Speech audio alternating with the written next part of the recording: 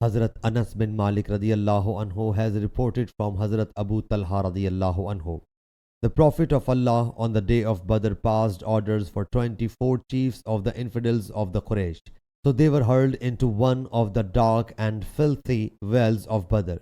It was his practice that whenever he would get supremacy over any people, he sallallahu alaihi wasallam would stay there for 3 nights. When it was third day, in the ground of Badr, he asked for his mount.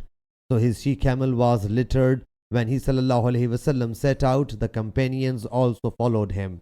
They said, "We thought he was proceeding under some exigency," until he reached the edge of that well and addressed them, the corpses, by calling their names and their fathers' names.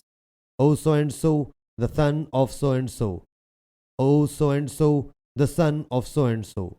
Does it please you that you had obeyed Allah Jalla Jalaluhu, His Apostle sallallahu alaihi wasallam?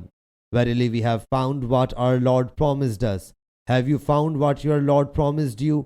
The transmitter says that Hazrat Umar radiyallahu anhu submitted, "O Allah's Apostle sallallahu alaihi wasallam, you are addressing the bodies without souls." So Allah's Apostle sallallahu alaihi wasallam said, "By him in whose possession my soul is, you cannot hear what I am saying better than they."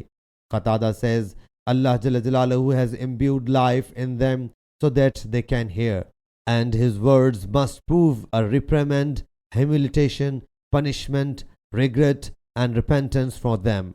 Sahih Bukhari Hadith number 3976.